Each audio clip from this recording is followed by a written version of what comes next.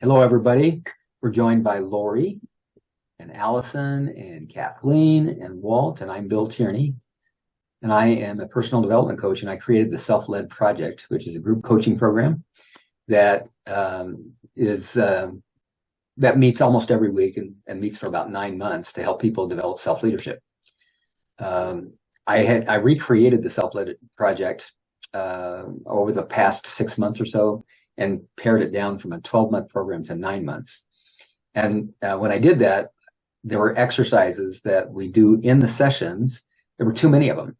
So those bonus exercises that we aren't doing in the Self-Led Project groups, I'm recording videos with the help of my friends, so that not only the participants in the Self-Led Project can watch the videos and work with us, work along with us on the exercise, or anybody else that's interested in personal development, especially if you're interested in personal development and you're familiar at all with the internal family systems model. So ifs-institute.com if you want to learn more about IFS, internal family systems. And let's go ahead and jump in. We discussed before I hit record who was going to read, and there was a need to share screen, and what I'd rather see on the screen is these smiling faces. So I'm going to read. You'll see me looking off to my left as I read, but I'll pause often. Plus, I invite all of you, Alison, Walt, Lori, Kathleen, to interrupt at any point with questions or comments. Okay? Okay. Here we go. So this is called Calibrating Your Personal Empowerment. And the purpose for this exercise is to establish a baseline measurement for your self-energy. Let's just pause right there. Self-energy. What is that? Now, one of you guys want to tackle that? What is self-energy? Wow. Let's go. Kind of the gasoline in the engine. It's what, when you push the pedal, makes the vehicle go. As opposed to self-energy is a driving force inside you to move somewhere, do something, or accomplish something. And generally, I think of it as a positive event that is empowering and enabling rather than inhibiting and distracting. I'm really glad I asked. That's a great way to describe it. I love that. I saw Lori, Alison, and Walt. You all have an idea what that is, right? Let's go with Lori. What is self-energy? I immediately go to what is not self-energy, and that's when I'm not empowered. I'm bummed out. I'm stuck somewhere, usually in a place I don't want to be stuck. And self-energy, in my mind, is the ability to recognize why I'm stuck and work with my parts, get curious about what's going on, work with my parts, where then it moves into a positive arena where I've got my voice back, I've got my power back, I'm feeling better. Mm-hmm. Yeah. I noticed your hands helping you talk there, and so I wanted to let the watchers of this video know that she's actually doing the Emotometer with her hand, and I'll show you a picture. I will share screen on that to show you a picture of what the Emotometer is, a silly little word that I made up for a tool that we use. Great, Lori, thank you. And Alison, what you say self-energy is? What would you add to what's already been said? I'm a real visual person. So when I think of self-energy, it's like this river. It's kind of always there, always flowing. And when I put my toe in, there's always a little more calm, a little more room. Or if I'm like walking in, floating on it, the spaciousness inside, it's a huge shift for me in my internal world, and a deep sense of calm. I notice, especially if I have parts that have been really activated, it's just such a shift from being, like you were saying, Lori, you kind of feel small and disempowered. When I'm feeling like I'm in this space of self, then I just feel like I have more room inside. Great. Yes. I love that. The river idea. Yeah. Yeah. What about you, Walt? Well, I also thought about one of the things I like to bring up when I talk about IFS and self. I like to call it true self, because very often, like in 12-step groups, we think of self as self-will and self-will run riot and negative, a negative connotation. But this is that spirit, that essence that everybody was talking about, that we have inside. Every human being, every man, woman, and child has it, even if we're not aware of it. And it's a guiding spirit, guiding essence, I guess it would be a neutral, positive word for it. So that's what I, before we started this, we had Bill guided us into a meditation, and I instantly went to underneath a fir tree covered with snow. And it's very protected against against the tree when we're in there. And I used to do that as a kid.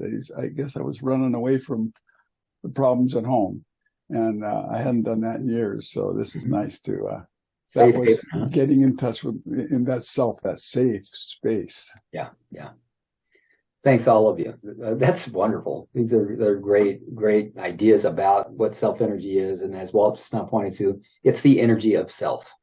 And self in the IFS model is spelled with a capital S and refers to who we are at our essence. And who we are at our essence has resources and qualities that we can't access when we don't have self-leadership. Thus the self-led project. That's the whole idea behind the self-led project, is to develop self-leadership. We can't partly develop self-leadership if we don't know what it is, if we don't know what self-energy is. All right, let me just continue reading here then. The purpose of this exercise is to establish a baseline measurement for your self-energy. This is important because in personal development work, our progress can go unnoticed. Let me stop there again. The IFS model is a therapy model, and it works really well in personal development coaching. So when I use IFS, I don't use it as a therapist. I use it as a coach because it's so powerful in helping people to develop personally. So measuring self-energy provides a means for measuring transformational progress. All right. The emotometer and self-energy. Long before I learned about IFS, I noticed a relationship between emotions and a sense of personal empowerment. It seemed that the better I felt, the more empowered I was. An effective way to measure progress in personal growth and development is to measure personal empowerment. I designed the Emotometer to provide a way to measure personal empowerment and began to use it with my clients. I got to tell this story. It's just a short one. Walt mentioned 12-step. When I was very active in 12-step, I would sponsor people. And usually my sponsorship conversations would happen over a cup of coffee at Denny's or at some coffee shop. And I never had anything to write on when I was meeting with people. I don't know why I didn't just carry around a notebook. But I always had a pen, or found one from the waitress, or somehow got my hands on a pen and a napkin. And the first Emotometer ended up being drawn out on a napkin. And I envisioned a gauge on a car that could actually measure the amount of energy that there was to use, almost like to measure a battery. So I'll show you what it ended up looking like here in just a moment. So I'll continue reading here. Prior to learning about IFS, much of my coaching was inspired by the work of Byron Katie, who asks, how do you react when you think that thought? She refers to her approach as the work, which is based on the idea that when we think and believe thoughts that argue with reality, we suffer. But only 100% of the time, as Byron Katie often humorously comments. By the way, if you don't know about Byron Katie, check her out. Go to thework.com. And everybody in this session today knows a lot about Byron Katie because we've all worked together using it before I discovered IFS, right? Not me. Oh, not Alison. I'm sorry. That's right. Alison and I met around IFS. Lori and I met after I discovered and began to use IFS in coaching. However, we've used Byron Katie quite a bit too, haven't we? Yes. So Walt and Kathleen's probably the longest term friend that I have that knows about Byron Katie, she and I have been using it for 7 years or so, 7, 8 years. Good stuff if you haven't checked it out. So when doing the work with my clients, I noticed that many people don't have a working vocabulary to identify their emotions. Now, I didn't say they were all men, but most of them are men. This was certainly true for me when I first began my journey in personal development. The Emotometer comes in handy because it provides a simple method for describing. I'm going to go ahead and share screen now just for a moment so you can see this Emotometer. So when the Emotometer comes in handy because it provides a simple method for describing the emotional and energetic impact of believing a thought. When using the Emotometer, -10 represents the worst you can feel and the most disempowered you can be. 0 represents feeling neither good nor bad, neither empowered nor disempowered, and +10 represents the best you could feel and the most empowered you could be. And so check in with yourself right now. I'm going to stop sharing the screen. And I'm just going to go around the Zoom room again and ask you this question. In this moment, where is the arrow pointing on your Emotometer? Kathleen? I would say between a +4 and 5. Yep. Okay. Walt? +5. Okay. And Alison? For self or just in general? And a sense of empowerment and how good. Oh, okay. Probably +7. Okay. And Lori? I will go +4. Okay. And I'll put myself at a +6, I'd say. +6, maybe 7, somewhere in there. So here's what's really interesting is that the very first time I drew that out on a napkin and I explained the concept to the guy across from me, I said, so where's your arrow right now? And he said, +5.2 or something like that. I mean, he got it. And it surprises me every single time when I'm telling someone new about the Emotometer. It's an easy concept to get, and people can use it easily to calibrate. Whereas if I asked you, Walt, what emotion are you feeling right now in this moment? I'm feeling elated. So but a lot of times people don't. It's difficult. It's difficult to identify an emotion. And there's thousands of words that might possibly describe the emotion, but you have to know what an emotion is before you can even begin to describe it using a vocabulary. Whereas we all know how we feel. If we stop and notice, if we can just stop for a moment and notice how we feel, we can put a number to it using this Emotometer, and now we have a way to measure the impact of our thoughts and the work that we do. Well, let me interject. Yeah. This morning I was about a -5. I was in a funk. Yep. Just coming here and going through that meditation and being here with my friends, our friends, it feels really good. There's a lot to notice there. There's a lot to notice about that. So this morning you're in a funk. You're at a -5. And what did you report your number was when I asked you just now? +5. +5. That's a big swing on a meter that's calibrated with a total of 20 points. You had a 10-point swing. It's incredible. And it happened because external circumstances changed. Wow. That's part of it. Here's the problem with that, though. If that's all of it, if the only reason that your Emotometer got better was because your external circumstances got better, then you're at the mercy of external circumstances. And that is the problem and the biggest reason, in my opinion, to pursue personal empowerment, to find a way to feel empowered even when external circumstances don't cooperate. Yeah. And one more thing, I don't mean to dominate here, but I forget that I was in a funk, or I forget that I was feeling high, or feeling really, really connected. And so having a log, which you're going to be talking about, really helps. And I'd forgotten about that. So thanks for this reminder. Yeah, absolutely. And let's just put a pin in this. A really useful objective in personal development is to identify methods and strategies for being able to shift our sense of personal empowerment regardless of what's happening externally. That's such a powerful objective because it gives you your power back.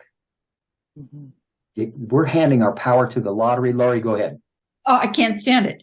I know this stuff, right? Like it's not the first time I've heard it, but I feel like I just heard it for the first time.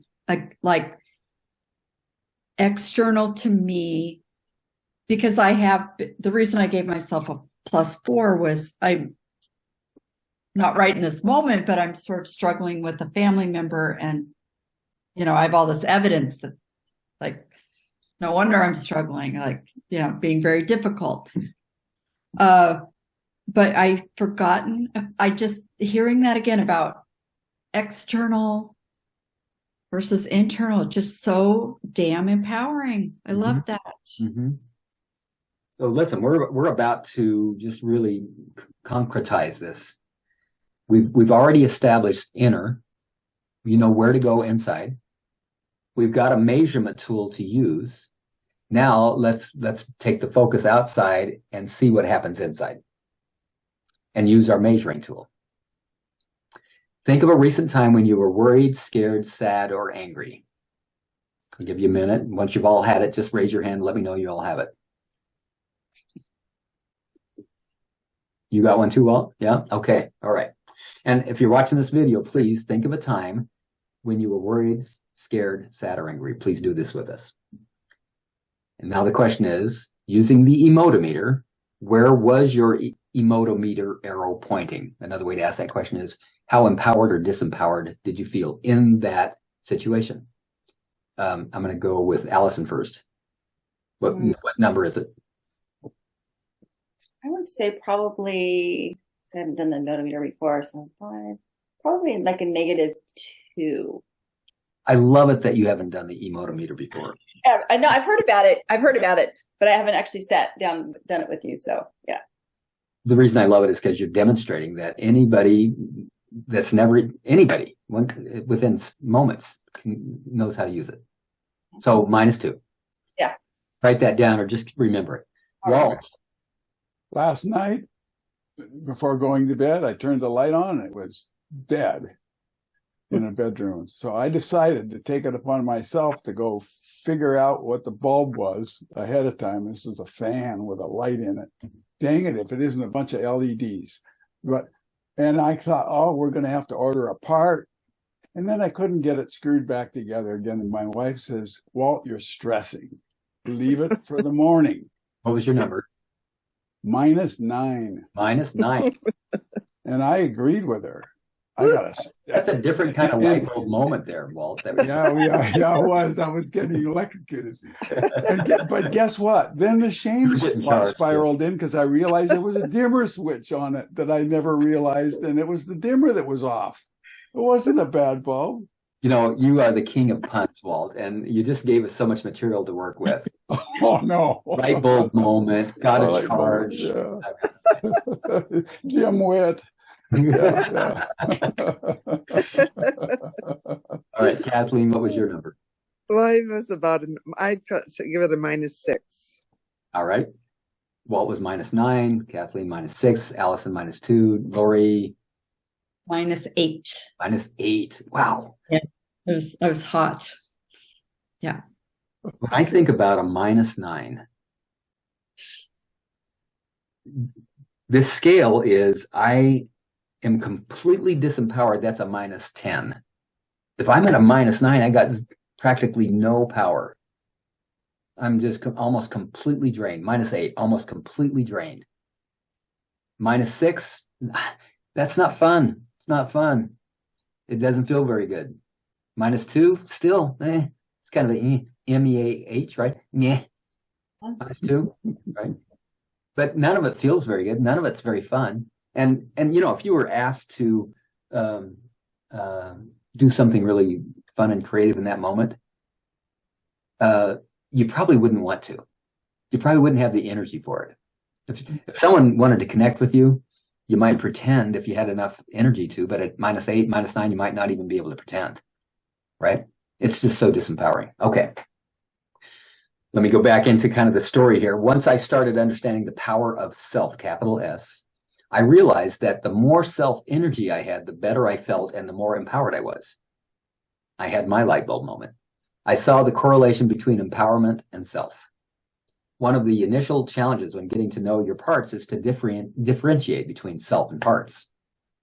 If your arrow's even slightly to the right of the 0 on the emotometer, you have access to self energy. The further to the right, the more self energy is present. Let me stop there. What do you think about that as a way to measure self energy? I like it. I like it. It kind of reminds me of my river, where for me, it's if I put a toe in there, I'm unblended enough, right? I can feel it. I can feel the pull of it. I can feel the wetness of the water of it. But then if I'm like in my inner tube, floating down the river, fully supported by self, it's a completely different experience. My whole body is relaxed. I'm just like floating. It's good, right? Yeah. So, but I have enough in there when I got my toe in. I have enough distance. I have enough, it's a reminder, but it's not the same as when you're floating. That's right. And let's take that metaphor a little bit further and turn it around. What if you decided that what needed to happen for you to be happy was against the current as you're in that inner tube and the river's flowing as strong as self-energy flows? When you're paddling against self-energy, in other words, when you're under the influence of a burdened part, it's exhausting. Self-energy doesn't stop for you. That's our flow of life. It's when we go with the current that we feel empowered and inspired and motivated and find our purpose and passion. Things get easy, time flies by. But boy, try paddling even 20 yards up that stream when you're in that inner tube, going up against self-energy, and it takes forever. 10 minutes takes 10 hours, and you make zero progress, or it's hard to make progress. That's a wonderful metaphor. All right, let me continue, unless someone else had a comment that you wanted to throw in. One more comment. Yeah. I was in electronics, okay? And so this reminds me of an ammeter in an old car. Well, when something's draining and your generator cannot keep up, the engine's just about to stop. Mm-hmm. And that's where I was last night. The best thing I could do was just go to bed. Mm-hmm. And my wife knew it. I knew it. Yeah. Stop. I love that, Walt. So this is something I realized before I discovered the correlation between self-energy and just personal empowerment, the fact that they're practically synonymous, maybe they even are, was that when the arrow's on the left side of the 0, as soon as I can notice that and catch it, I want to interrupt it, because the worse it gets, the worse it gets. And you just reminded me of that with the way you described with the car. The harder it gets, the harder it gets. Have you guys noticed that? The worse it gets, the worse it gets. If I let myself get on a complaint spiral where I'm just pissed, I don't like the government, I don't like the economy, I don't like the way the election went, I don't like how hard things are, I don't like somebody's attitude. If I let myself focus there, let me say it a different way. If I allow the part of me that's burdened and triggered in that moment by that person that I'm feeling critical of to blend with me enough that I'm now feeling and thinking what that part is feeling and thinking, the more space I give it, the more space it wants. Mm-hmm. Right? The more I allow it to run my conscious attention to determine how I think, what I feel, and then what I do and how I react, the worse it gets, the worse it gets. Can I add on to that? Yeah. Remember when you and I what just happened when you and I were talking about an hour ago, and yeah, I was I remember.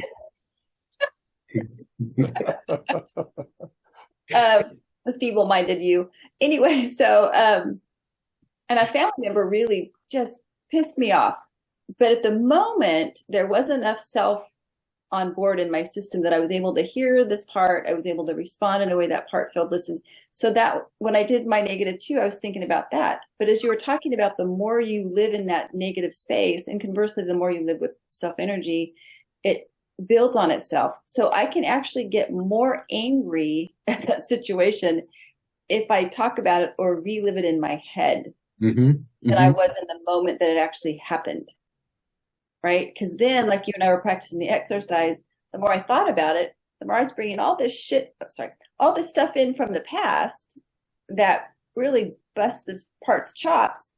And that, and so the more I'm there, the more it's reminding me, I have some work to do with that part. So it doesn't really have to keep carrying that suitcase around. But there's a lot of wisdom in that where you put your time and attention really matters. Yeah. Really matters. And let's just really underline this as well. So when I say the more I give, the more I allow a blended part to run the show, the more it runs the show, and the worse it gets and the worse it gets. You might be thinking, if you're listening or watching this, so I need to get control of that part. And that is the old way. We try to control ourselves. We try to control our behavior. And it just, for the most part, doesn't work. I mean, I suppose there's a degree of willpower or effort required to pump the brakes and just say, whoa, wait a minute. I'm going to go inside and tend to this part and see what's going on. But that's the difference. I'm not pumping the brakes so that I can re-exile the exile or use a firefighter to control a manager or, to control my parts. No, what I'm doing is I'm pumping the brakes long enough to go back into that space that we talked about before this video started, that space inside where we go and connect and meet with our parts and spend time with the part that's providing this distorted view, this lens that I'm looking through that is reflecting the past and not the present moment. That's causing all this disempowerment. That's what I love about IFS. It's not about controlling myself. It's not about improving myself. It's about developing myself by getting curious about how I've developed to this point as I have, and then working with, as I get to know the parts of me that are trying so hard to help. They're handicapped. They're operating on outdated, inaccurate information. It's my job to give them accurate, updated information and relieve them of the burden of the past in that way. Yeah, Kathleen. Yeah, one of the things that this discussion makes me think about is the difference between expressing feelings and emotions that have been stuffed and stored, the pain of that, the ability to express them, but not to get frozen in them, so that, sometimes I think in some forms of therapy, like, just I'll pick one called primal scream therapy. You get so good at being angry that you end up with a PhD in anger, but you never have any resolution. Yeah. And so I think one of the brilliance of parts work is that it gives you a pause in the anger to be able to stop and have a conversation and an understanding that doesn't happen with just expression. Yes. You know what I'm saying? I sure do. There's a tension there. So even a simple breathing exercise, if I start paying attention to your breath, pulls you away from the emotional volume that might be occurring and allows you the pause to say, what are you about? Yeah, what's the thing? What are you about, you part that's holding the anger, that's expressing it and feeling it? What's going on? Help me to understand your anger. Tell me about it. Yeah, so good, so compassionate, so connecting. All these other ways are disconnecting and controlling. Maybe not all the other ways, but every other way that I knew of before IFS. All right, let me jump back in. So here we go. Self energy is the energy of self that is present when parts relax and allow room in the system for self. Self energy calms and heals the system. We can't enjoy, kind of like the river thing again. We can't enjoy the current if we're paddling up against it. So we get the benefits of self energy when parts allow that to happen. Key here. It's not we get the benefits of self energy when we make our parts stop doing what they're doing. That's not it. When parts relax and allow us to do it. So our job is to help parts relax. That's what we're doing here. We're helping parts to relax. So the next exercise, this calibrating your personal empowerment, will help you to notice how your personal empowerment fluctuates throughout the day. Like Walt was saying, now that you start noticing, you might reveal some blind spots. You may not realize how much it might change. And that will help you to establish your default setting for personal empowerment. Knowing your personal empowerment default setting will be helpful as you continue to learn more about self and parts. One of the purposes of the self-led project is to help you develop self-leadership. Measuring your personal empowerment will help you recognize your progress, the progress you're making as you get to know your internal family. Okay, so this exercise is about establishing your idol. For those mechanically inclined, that makes sense. Maybe all of us do. A car idles. If a car's engine is out of tune, it may sporadically surge and rev or idle so low that it stops running. Have you ever had one of those cars where you come to a red light and it wants to lurch and then it almost stops and then it lurches? The idle is revving and stopping, or it may race with the idle set too high. When a car is running well, it idles predictably, economically, and steadily. Human beings have an idle as well. Most of us vacillate throughout the day between -10 and +10 on the Emotometer. We feel high, then low, calm, then upset, worried, then relieved, optimistic, then disappointed. We often run inefficiently and burn up a lot of energy. We feel empowered and then disempowered many times a day, throughout a conversation even, or in a circumstance. There are also those whose Emotometer readings are constantly high or constantly low. Consistently, I said constantly, the word is consistently. Noticing your default energetic set point will help you establish a comparable baseline to measure your progress as you establish relationships with your parts. So if you're doing IFS and you wonder, am I making progress? Here's a way for you begin to measure whether you're making progress or not. You might use this exercise to just establish your baseline, and then from time to time check in. How am I doing? Let's do another reading, like getting labs done. How's my cholesterol now? By increasing your sense of personal empowerment, you can access the higher resources of self-energy, including inspiration, wisdom, and the necessary motivation to take the actions that will create the results that you want. Elevate your idol to increase self-energy and capacity for developmental progress.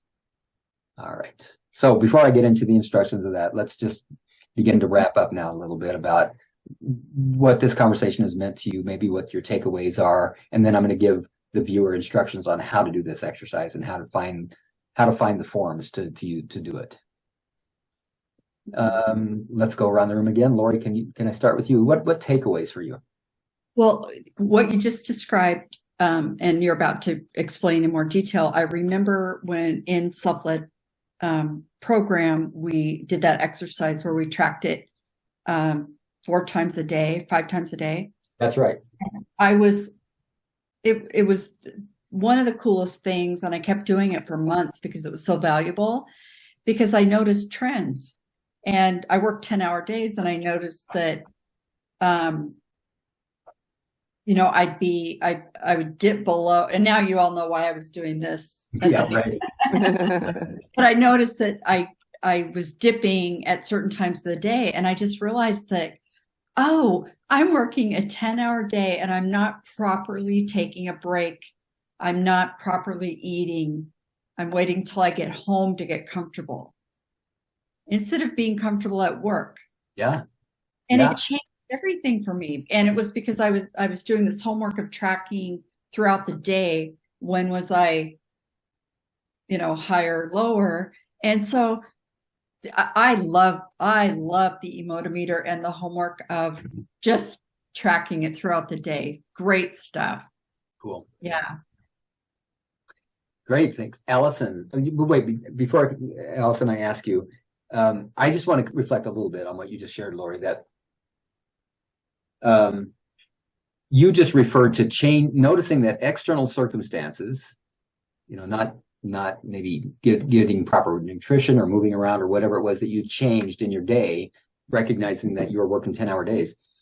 That sounds like what you did is you modified your external circumstances, and you did, but how does that relate to parts? You had parts that you weren't listening to. Exactly.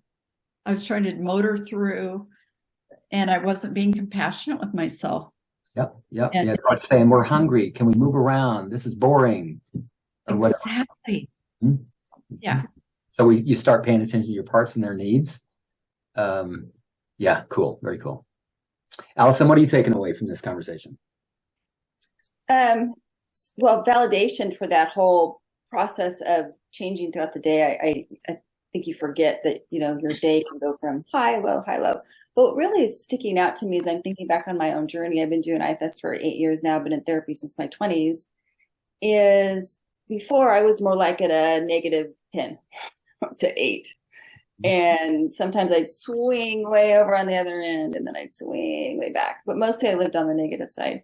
And I'm noticing, though, especially these last like 6 months or so, really hovering more like a +2 is mostly where I live. There's always some degree of self energy. I mean, I have moments where I go the other end for sure, but I don't live there as long.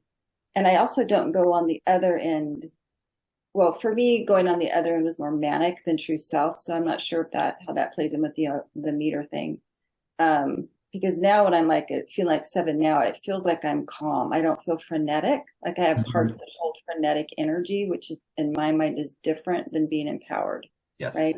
Yes. So for me, it's just this gratitude I'm really feeling about the amount of work I've done, that I can see the payoff. Right. I'm really noticing that my parts, there's so much more trust that my parts have with me as the leader.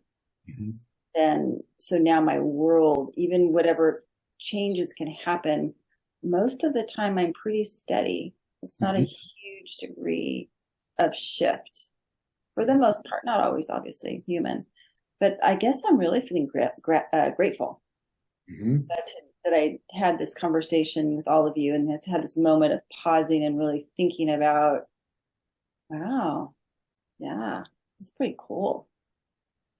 Pretty cool. Yeah. Because I was a hot mess for most of my life. Hot mess. So much of what you said inspired other ideas and reflections that I would want to share. Let me just briefly say, at first, it can be confusing using the emotometer because there are emotions that we experience that don't feel empowering, like anger, like a rush of anger feels like I am so powerful right now, but it's not really empowering. All it is a momentary rush of hormones that ends up leaving us feeling less empowered than the moment that we express the anger in the first place.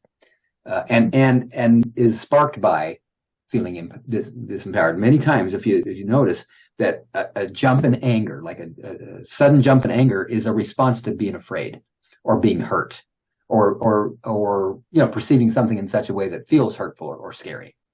The anger is just there to address a threat that usually isn't even there in our modern lives. So it's not empowering. It might look like we're spiking up to a +10, but very quickly we realize, oh no, this is it's a disempowering emotion because the result of it is that I'm disempowered.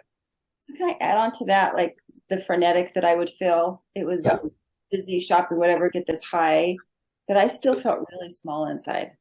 Yes. I still felt pretty weighed down. Yeah, in other words, it was a strategy to manage feeling bad. Yeah. It was not feeling free and open. Yeah, you might have gotten a temporary rush like a cocaine. Very high. Yeah, exactly. Yeah, but from shopping, which is a lot of what addiction's about. Yeah. Oh yeah, I totally have addictive personality. I just shopped and didn't eat, so those are my drugs of choice. Yeah, well, in that way, maybe we all have addictive personalities. Yeah. Some degree. Or parts of us. Right. So, Walt, what are you taking away? I'm feeling gratitude that Alison and everybody's talked about, basically, but I'm feeling compassion for all these parts that have been just scrambling inside. Haven't had access to that self when we need it. for those times. I have experienced that's the help of self. But this reminds me, I've got an old 40 Chevy, and we've got the old analog meters. This is before digital world. Okay, so when your battery was going down, you knew it if you paid attention to the gauge. But now we call them idiot lights that they came up with in the 70s. All the cars, you don't know your engine's about to die until you get the engine trouble red light. And then you think, what the heck? Mm-hmm. How come I didn't get any warning? So I'm grateful that we get with the Emotometer, for example, I get to watch the current. Oh my gosh, it's going down. We're going to get empty. And like last night, my wife noticed, you better stop. Mm-hmm. You're going to break something. Yeah, maybe you could ask Barb to ask you where your Emotometer's at in the future, when she notices that it's dropping. Get you to notice it too. Yeah. Yeah. So I'm compassionate for the struggle that's been going on. Yeah, cool. Great. Thank you, Walt. And Kathleen, what are you taking away? I just think for the viewer, I like the practicality and simplicity of the Emotometer. And as you said earlier, whether you're male or female, anybody can look at a number and start talking about that much more readily than if you ask them to describe their inner emotional life. Right. And then just the second thing, when I did the Emotometer, for 4 to 6 times a day, like Lori said, what it made me aware of when I was doing the rating was what I was thinking. The thought that was prompting the rating. Yes. And then those thoughts became the beliefs that parts hold and how they talk to you out of those beliefs. Mm-hmm. So just watch your thoughts when you record, and you'll get a really good idea of how that energy or lack of energy works. Yes. If I say like Alison, I'm in the middle of this river flowing with the current, and I love every minute of this. And right now I'm at a +10. It's almost an ecstatic otherworld experience. But then if I decide I'm going to go back upstream, pretty soon I'm at a -10, and my thought patterns change accordingly. Mm-hmm. This is dangerous. I'll never be able to do this. I should never have tried this. Why am I in the middle of the river anyway? What a stupid decision that was. Why didn't I bring a paddle? Yeah. All right. So here we go. Establish your current default idle. Here's how to do it. Over the next week, using the format illustrated on the next few pages, calibrate your personal empowerment setting. Now, there's going to be a link in the notes underneath this video that you can click, and you'll get these forms and everything that I've read so far. Set a reminder on your phone to check your personal empowerment at the same time 4 times every day. That's important. Same time 4 times every day. If you wait until you notice that your Emotometer arrow is moving, then you're not going to accurately assess your idle, because it's going to be subject to emotional swings.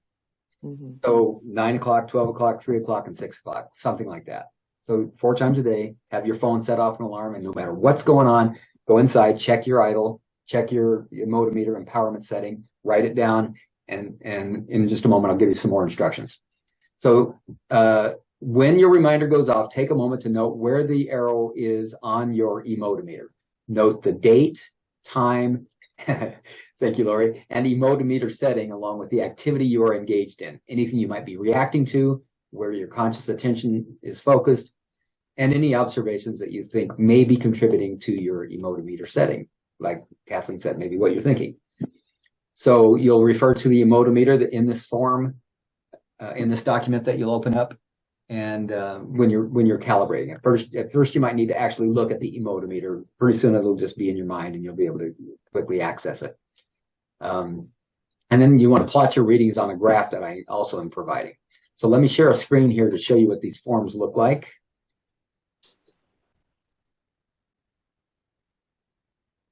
There we go.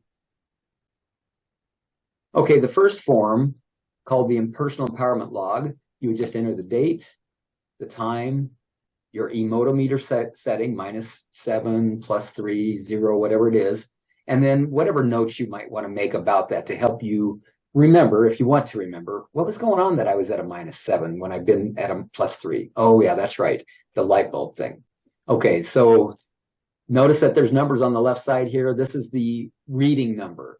And really, I'd like you to do 4 weeks worth. So I think I've allowed at least 28. Yeah, 28. There it is. 28 readings. That's 4 times a day for a week.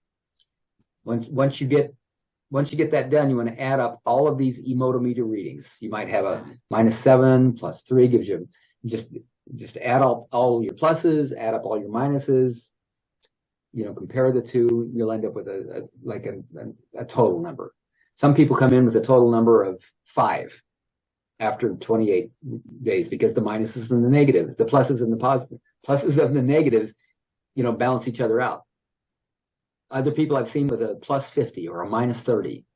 And then you just take that and divide it by the number of readings that you took. And if you took 28 readings, that means if your number was 50, it's 50 divided by 28. That's going to end up being very close to a +2. If it's -50, 50 divided by 28 is going to be close to a -2, for example. Okay, so plot your results using the graph on the next page. And then after spending weeks or months building relationships with your parts, recalibrate your personal empowerment again. And maybe those of you in this session that are helping me do this recording that have talked about doing it, maybe now's the time to do it again. And if you can find your old readings, compare and just see, given the work that you've all been doing great work, given the work that you've been doing, has your personal empowerment, has your self-energy increased since the last time you did it? Will getting to know your parts increase self-energy? This is the experiment, right? By comparing your idol over the next week to your level of personal empowerment 2 or 3 months from now, you can measure the impact of your efforts. And then here's what the graph looks like. I don't know if there's a way for me to turn that or not. Yes, there is. And maybe shrink it a little bit. Yes, I can. Can I? No, it lets me get it bigger, but not smaller. Anyhow, you get the idea. Here's the reading number. Let's say it's day 1, reading number 1, and you're at a +2, so you just put an X right there. Oops, that's not doing what I wanted to. And then it's kind of fun too. Once you've filled up the whole thing, you just connect the dots and you got yourself a nice little graph. All right. So thank you all for joining me. Thank you if you viewed all the way through to the end of it. And if you have any questions about the experience that you have for me, just email me at bill@billtierneycoaching.com.